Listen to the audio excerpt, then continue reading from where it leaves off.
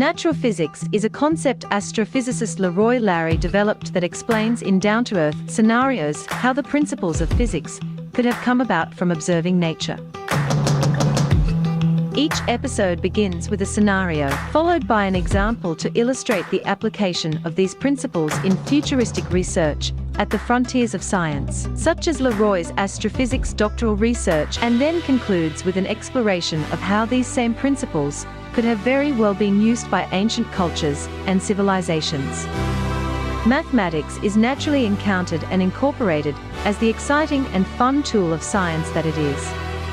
Science is the window into our amazing world of nature, and mathematics is the tool to open that window. Natural physics encompasses current, futuristic, and ancient physics, and ties them together by the principles of physics that are common threads running throughout each.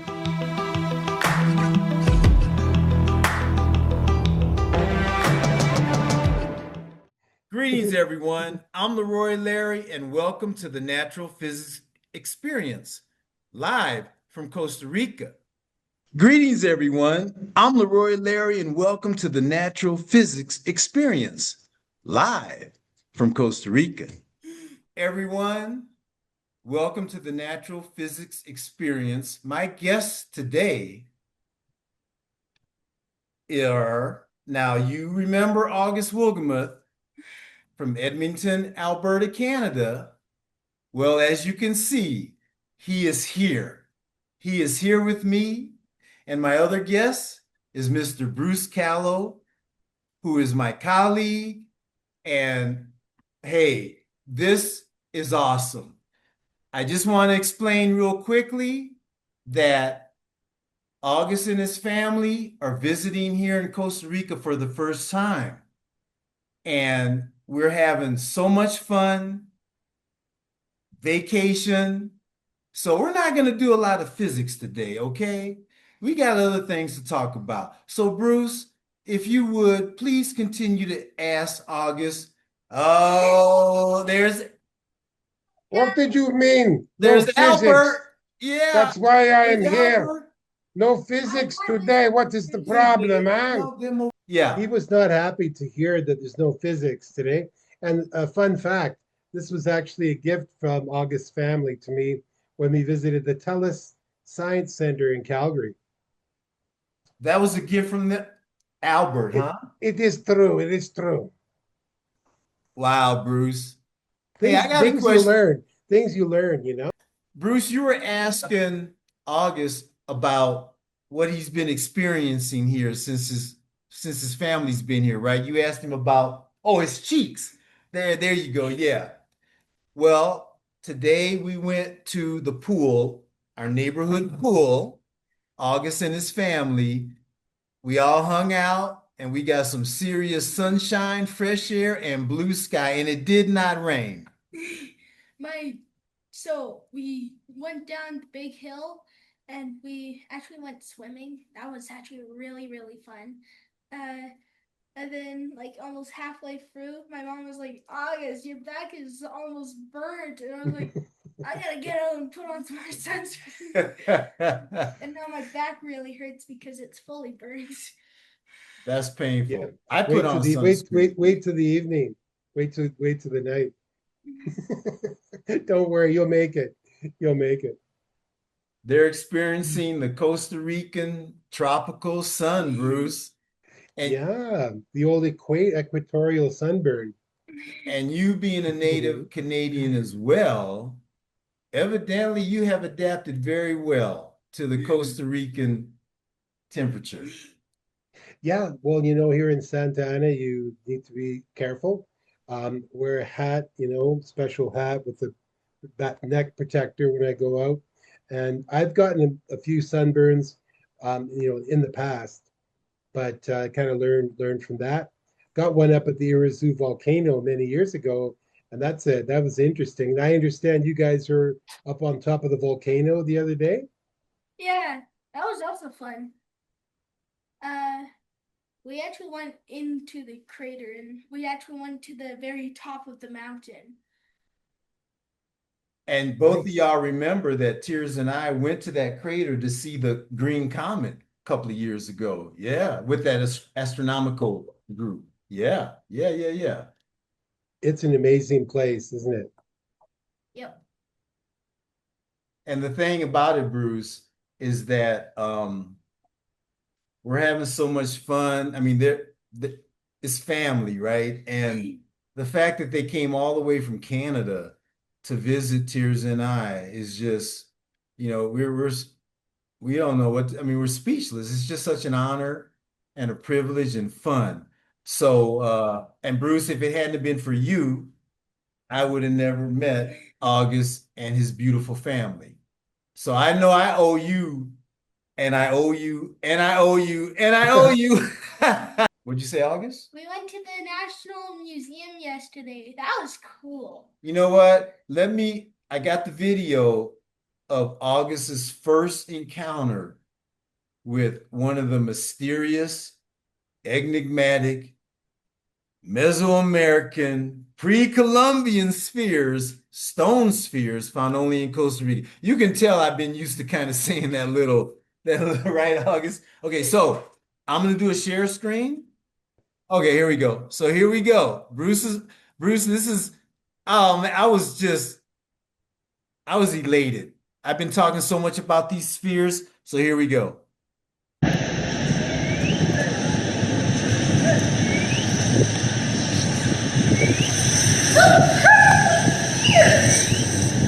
Isn't it cool? And think about it, August. It's thousands of years old. How could they do that? Thousands of years ago. August, step up to it. Look at that. No lasers, no high technology. Just, we don't even know what they used. Oh, there it is. Is this a turbine? Huh? Turbine? What's that? Is this a turbine? Oh, yeah. But that's one of the ancient stone spheres. No one knows who built them, when, why, and especially how. It's a mystery. The washrooms. Yeah, they have, yeah. All right. Did you feel the Bruce, you and August take it. You and August take All it. right. Wow, what a Okay. privilege. So This everyone, again, here's the author of this book and his mentor, my colleague. So take it away, y'all. Okay. All right, introduction.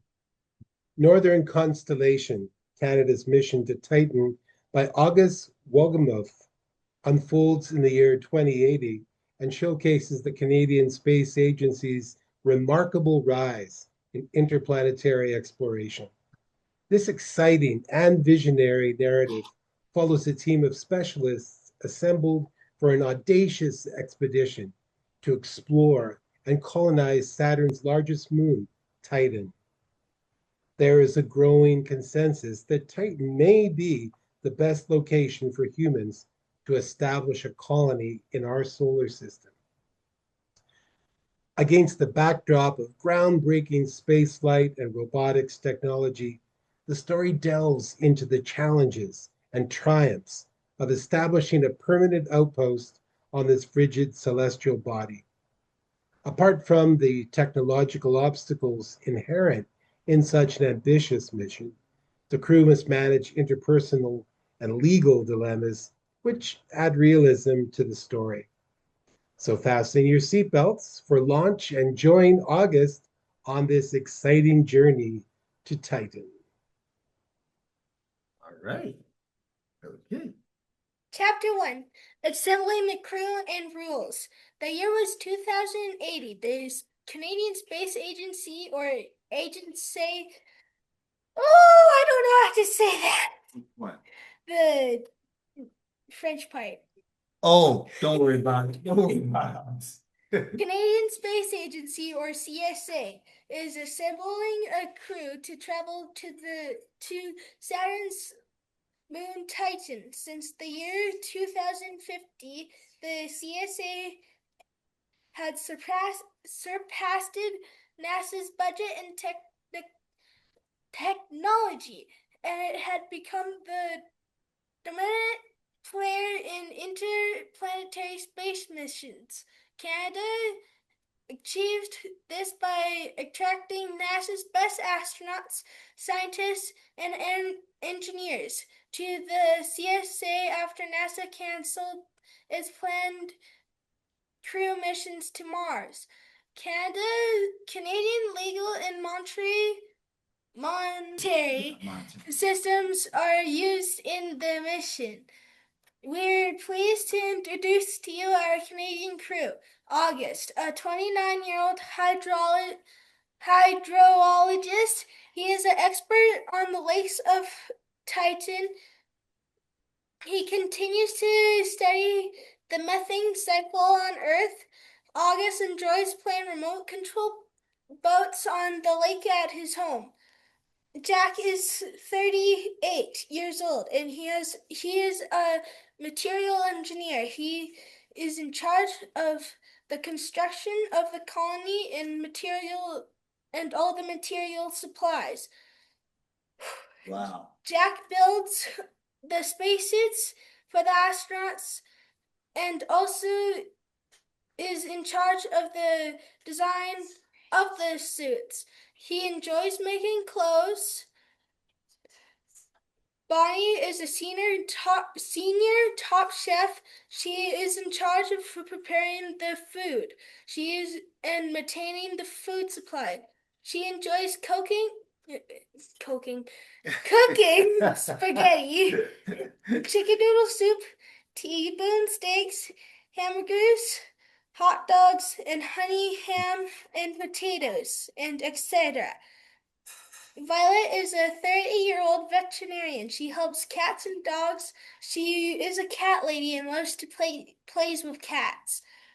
David is a judge. He handles a lot of robbery cases and more serious bad crime cases, and his hobby is to build big models. Okay, guys, I'll leave you to the rest of your excellent reading. August, what a pleasure to hear you read this. It's been a while since I looked at the book, and I was very proud of that book too.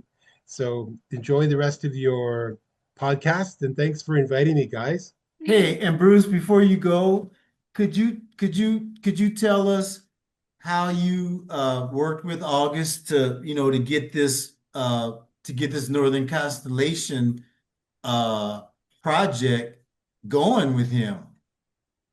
Yeah, it's a class I teach with Create and Learn, but each project, each book is totally different. I have like an outline that I present to the students, and they can use that or not. And in the case of August, he actually changed the template and was the first time we actually went to Titan with the project, and I thought that was great innovation. And then also, introducing Canada as the protagonist, the Right. lead country. I thought that was really really cool, and that got a lot of attention in certain circles, because it was so unique. But That's awesome, wonderful Bruce. job. That's awesome, Bruce. That's awesome. Okay. All right. So, I know you got to rock and roll. Thank you so for joining us. you bet. Have a great rest of your session and a great rest of your time in Costa Rica, August, and family. I will. Bye. Thank you, Bruce. Thank you, Bruce. See you, Hey, Leroy. hey, Ana Luisa, tell her hi, right? She made it I home. will. I will. Right Thanks. on. Thanks, Leroy. Okay. All right, Bruce. All right. Hello, everyone. You may have remembered me mentioning that in a previous show, August and his little sister Juliet put together this awesome presentation about Costa Rica. And as you know, their family is visiting here with Tears and I. And Juliet is a very, very, very accomplished dancer, amongst other skills, one of which is a painter. And she graced me with a picture that I'm going to ask her to explain. So this is a cactus And this is a tiger lily, and this is at night. And these are stars and the black sky and the moon. Okay. The exact same one. This is a cactus, and this is a tiger lily, and then if you and this is the sky, and then that's the sun. Okay. Okay. So please have a seat again. Okay, now I know I wasn't quite able to get my arm in there and everything, but once again, even we showed my arm, but just could you, because I want you to be on camera. So could you say what these different things are? So this is a cactus, this is a tiger lily, and this is the night sky, stars, and a moon. Okay, and that was that arm, right? Okay. And how about this one? What was going on here? So Okay. this one is a cactus, a tiger lily, and it's in the daytime with sun. Okay. Okay. All right. Okay. All right. Okay, Juliet. Thank you so much. And you know what, Juliet? I never knew. I always pronounced you dance how many different dances? And what are those? Tap, jazz, tap, ballet, and flamenco, and acro. Acro, which is acrobat. And I didn't know that. Oh, and that rhymes. Now, I always pronounce flamingo, but it's Flamenco. flamenco. Flamenco. Babe, while you're here, could you just come around and say hi? Come on, just you got Juliet. I mean, how could you? Babe, where's mine? Okay. Okay, so 5 different dance. Which one is the most hardest? Like acro, because you mostly have to do all these, like, learn how to do all these flips Flips? and cartwheels and Okay. handstands on walls and stuff. Wow. Wow. Okay. Awesome. Awesome. What do you think about Costa Rica? It's hot It's and hot. it has lots of like palm trees, and it's more of an outside kind of, people want to be more outside than just staying inside because it could get too hot in the house. That's right. That's right. Yes, yes. Yeah, it doesn't get too cold here. And hey Sarah, hey Eleanor. It gets very hot. Okay. Okay. All right, Juliet. Thank you so much for your artwork. And hey, Greg. Hi, we All just right. wanted to say hi. Oh, please, everybody say hi. Hi. Hello. Mother, father, grandmother. Huh? And who is this that you're holding? This is sloth. It's my sloth I got at one of the market. Slothy. Oh, that's so. Oh, Slothy is beautiful. What's up, Slothy? Well, hi. Okay. It's also Magnetic. Oh, okay. Okay. All right. All right. Excellent. Okay. Thank you so much, Juliet. And again, you and August put together that excellent presentation about Costa Rica. And now that you're here in Costa Rica, oh, awesome. All right. Thank you. Oh, no, no, no. Come back. I was shake your hand. All right. Thank you, Juliet. All righty. Okie dokie. All right. Okay. Now, August is going to read the rest of his book. August, if you would, please continue your reading of your book, Northern Constellation. Thank you. Okay. Okay. Okay. All right, so what you see here is the mission patch that I actually made myself. So I put a rocket going to Saturn and then Titan, Mhm. and I think uh, if you see it right here, Mhm. I put in the Big Dipper. Oh, okay. I see. Oh, wow. Okay, the Big Dipper. Okay, excellent, August. Excellent, August. And do you know the Big Dipper? Do you know the two outside stars of the cup? Do you know what star they point to by any The North chance? Star. Excellent, August. Right on. Okay, excellent. I learned that in the Boy Scouts. Okay, I think I put Cassiopeia in here, but I can't find it. okay. Oh yeah, right here. Oh, right there? What? Now, what did you say that is? I Cassiopeia. thought you said that. Cassiopeia. Okay, excellent. Okay. Anyways, All so right. I did the CSA and the ASC, which is French for Canadian Space Agency. Uh-huh. Rules that the astronauts will follow on this mission.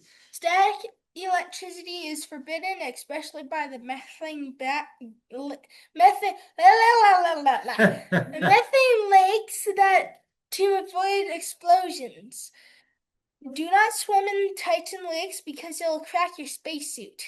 That's bad. That's bad. That's not good. Okay.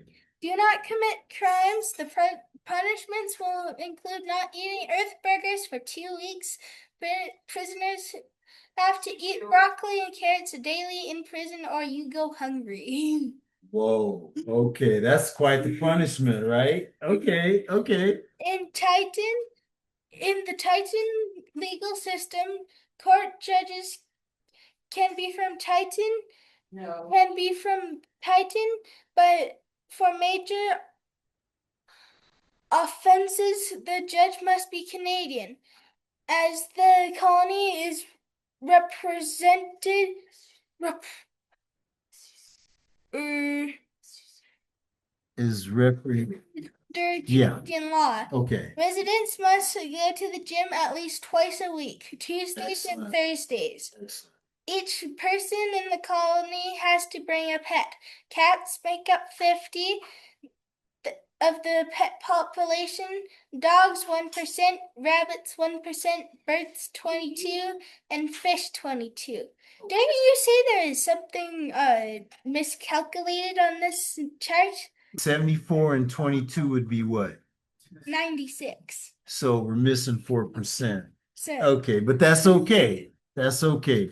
You could make, you could up, you could up the dogs from 1% to 5%, or the rabbits from 1 to 5%, but that's cool. Okay, keep going, August. Good catch. I'm glad great catch. Okay. will be available by using cellular material. Beef and pork and lamb chops, chicken and salmon, etc. All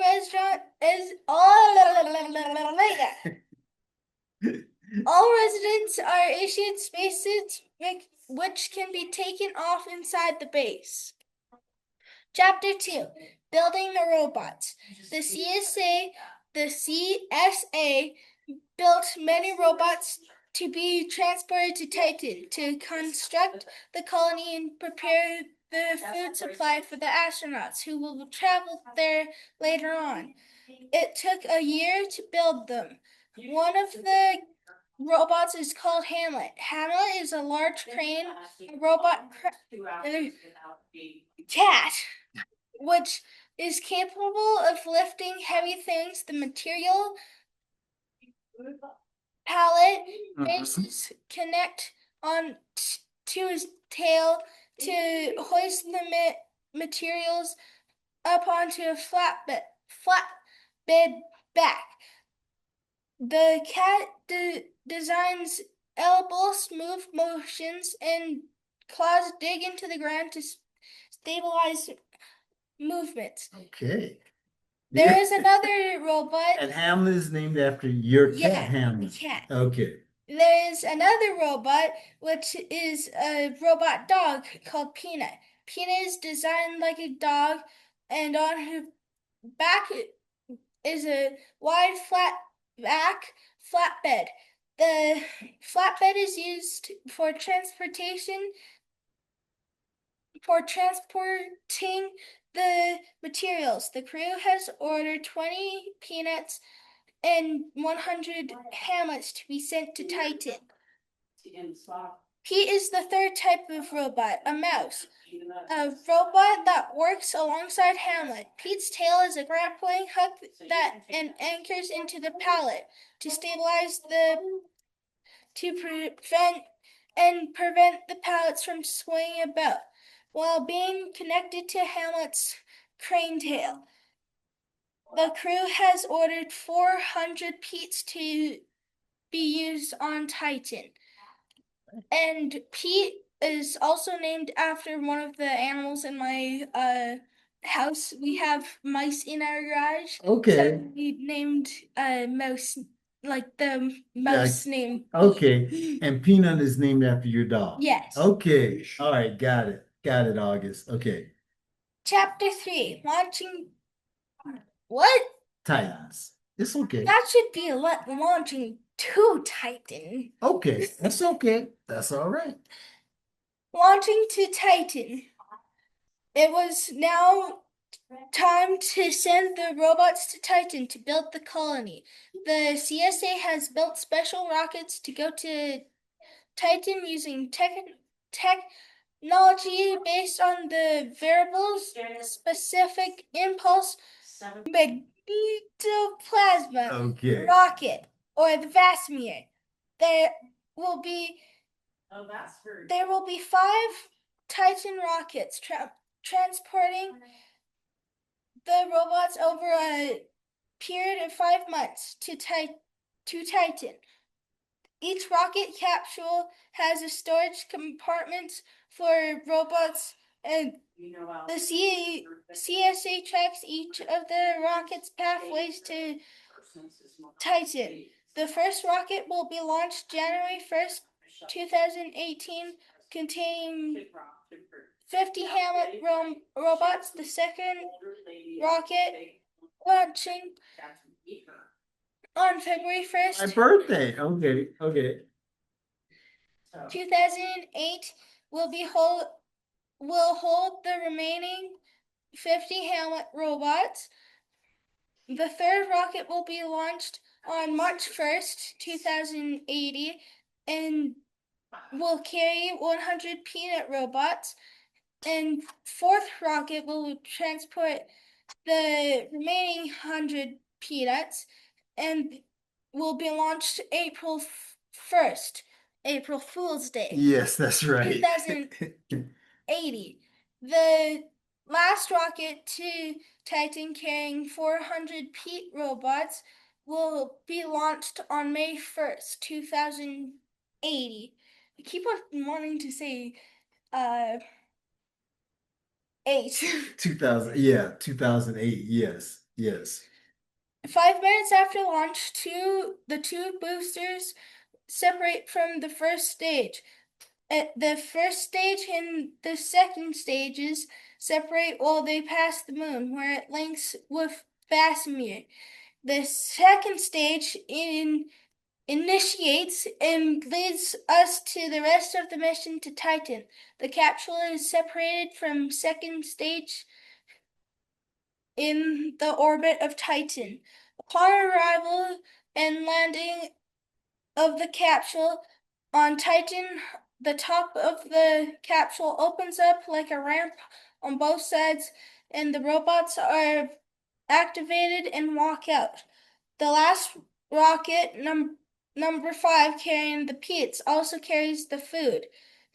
The upper section of the capsule holds the robots, whereas the bottom of the capsule are all the compartments that hold all the food. The food is stored on pallets.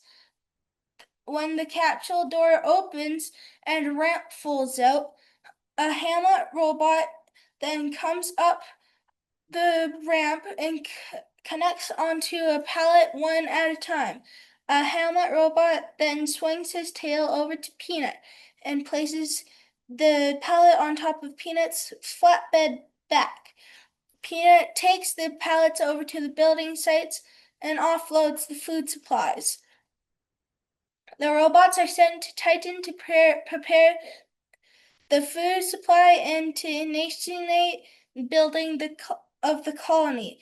All the robots are programmed to lay and build the foundation of the colony, to build the walls while following a certain blueprint. The astronauts are then in control of finishing the colony buildings, and they will design and build the remaining external and internal structures of the colony. Chapter 4: CSA Search Woos and the Titan Shuttle Challenge.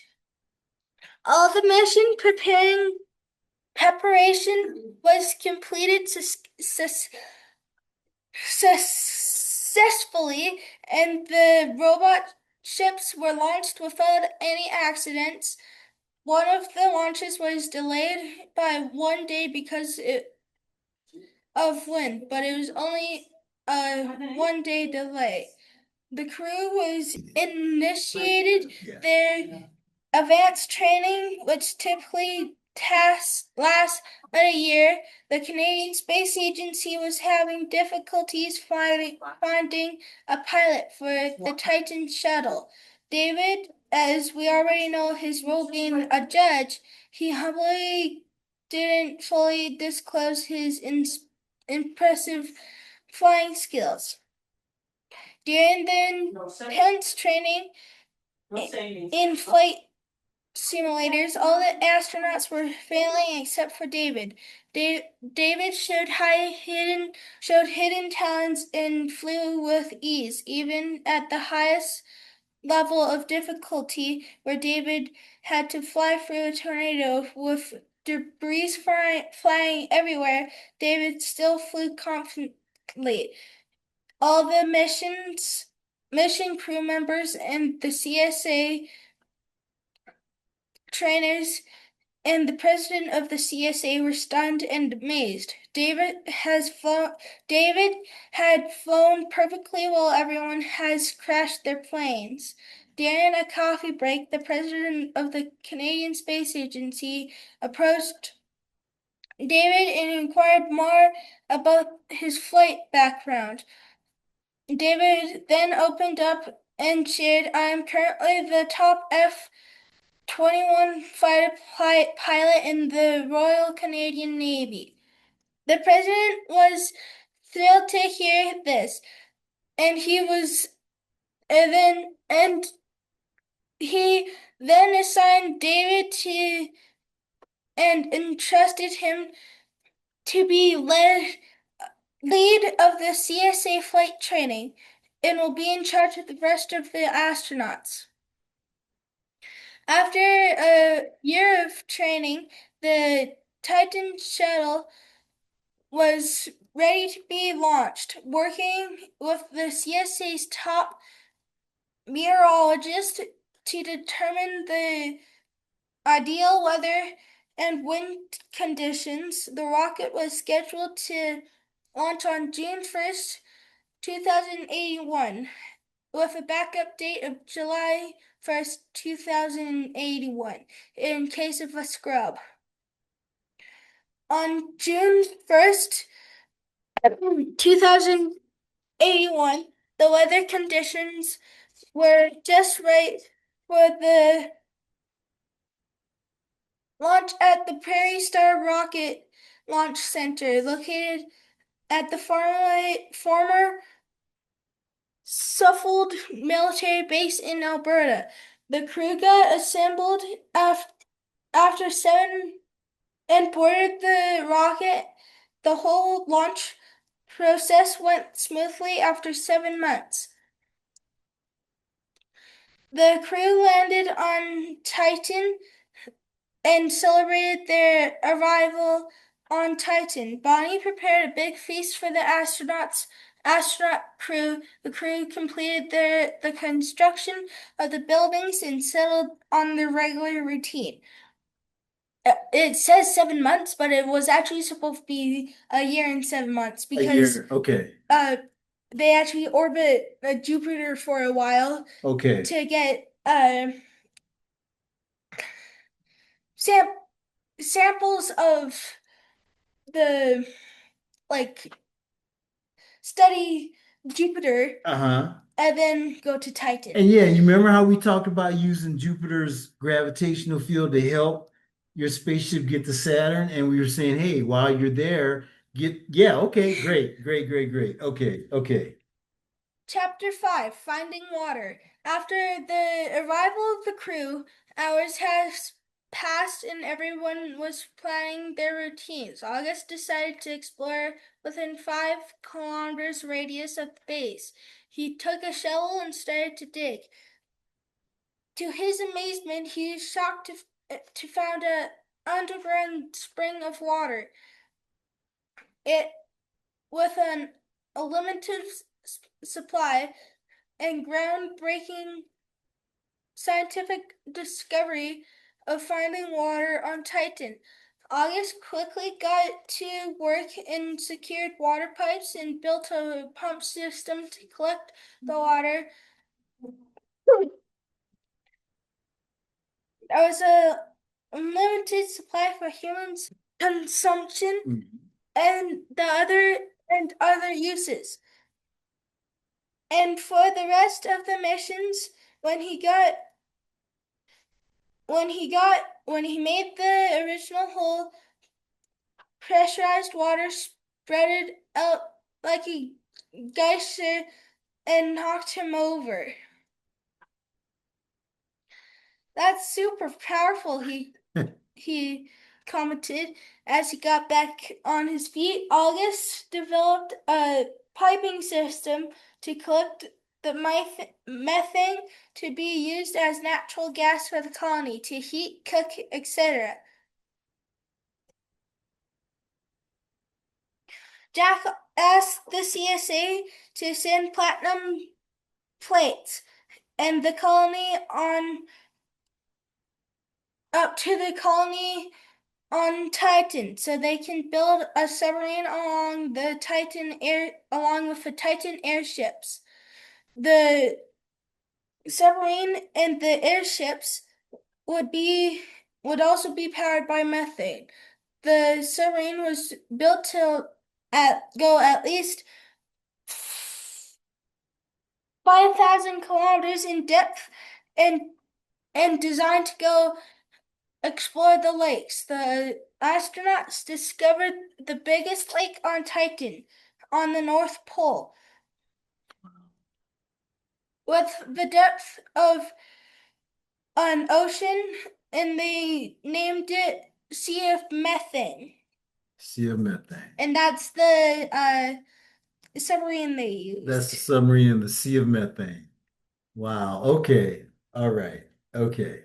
Chapter 6, Tools to Trials. Violet's voyage behind bars.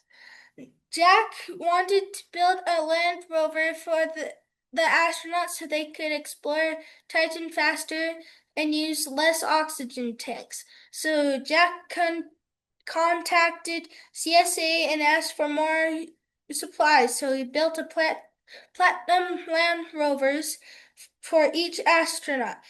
Having single passenger rovers allowed the astronauts to have more independence in their exploration and to cover more ground.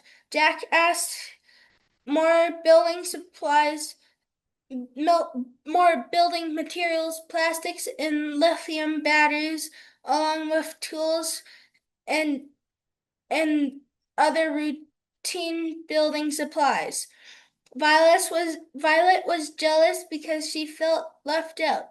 There was no focus on building the veterinarian clinic by Jack that was promised to her before. So one day she was very mad with Jack. Violet stole multiple stools tools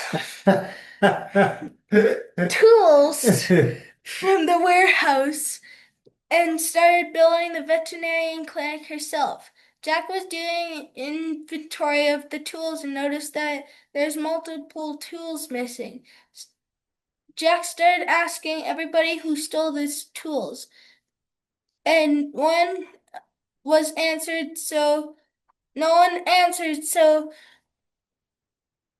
Jack then received the video footage taken from the warehouse cameras and discovered that it was Violet who stole the tools. In court, Violet explained that she was getting left out, and the building of the veterinarian clinic was way behind schedule, so she stole the tools and supplies to build the veterinarian clinic. So now she felt guilty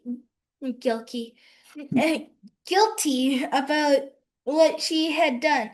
David sentenced Violet to be in jail for 2 weeks in Titan's prison of minimum security section.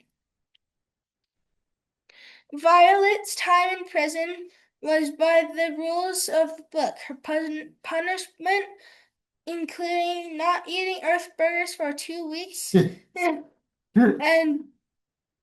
eat broccoli and carrots daily or go hungry. She was not allowed to work. That's rough. Okay. Chapter 7, Final Construction. Violet completed her 2 weeks imprisonment and ate a lot of carrots and broccoli. During that time, the diet improved her vision and was proved in her latest eye test. After Violet had served her time in jail, Jack started making plans to build a veterinarian clinic for Violet. Jack requested copper plates from CSA to build the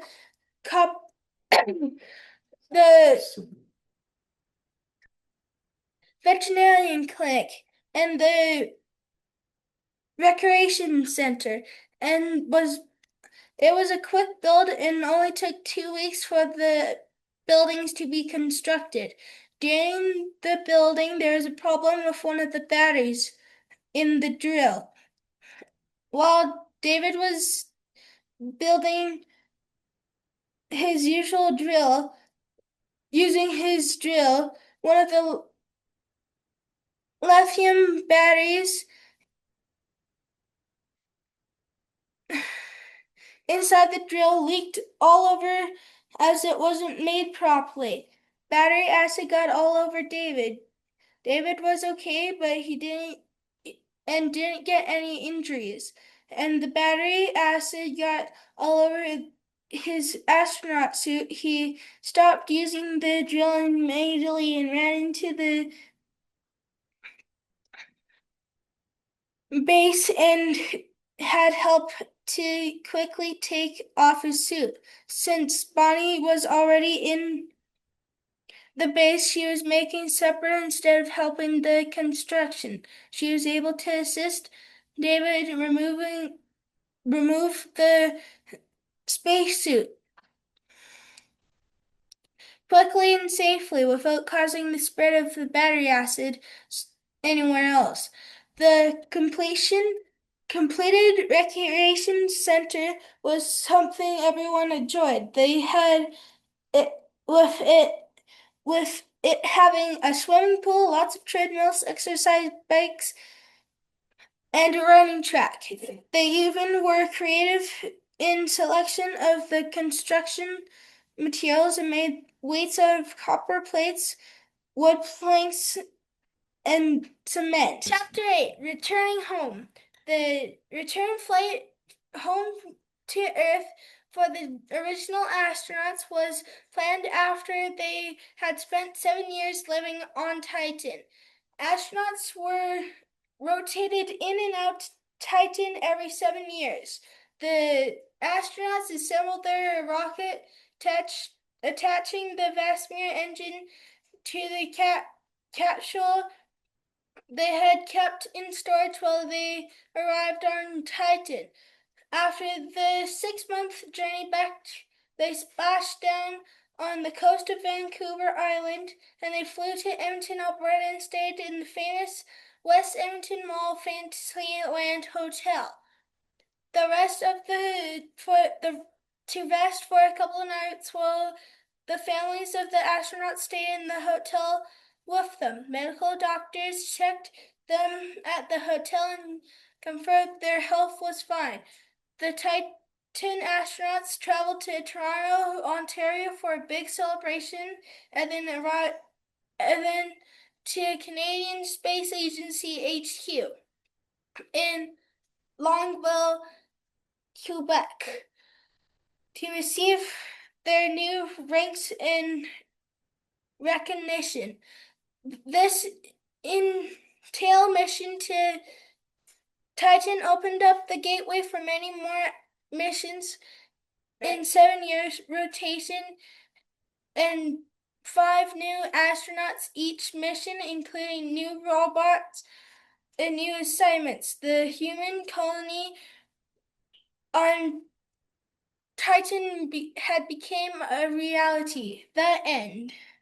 All right, August. Hey, okay, let's switch seats for a second and we'll wrap this puppy up.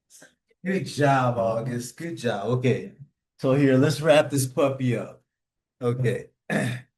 All right. August, thank you so very much for reading your book, Northern Constellation. Thank you so much. Rare opportunity to have the author here to read the book. And I think because we've been doing the physics of your project, right? We did the physics to get your rocket off the ground to escape Earth's gravity. We did the physics to get your rocket to Jupiter for Jupiter's gravitational field to capture it and give it a boost, a kick to Saturn. And then we did the physics of Saturn's gravitational field to capture your rocket, put it in orbit, and get it ready to go to Titan. So what we're going to do from now, next phase, and we're going to use the Apollo 11 mission that successfully, for the first time in history, went from the Earth, carried human beings to the moon, and they landed on the moon. So now that we're at Saturn, we're going to do the same thing. We're going to use physics to get your rocket from orbit around Saturn, just like Apollo 11 was from Earth. Straight to Titan. Straight to Titan, August. Excellent. Okay, and you know what, August? You reading your book, it brought out the human part of your book.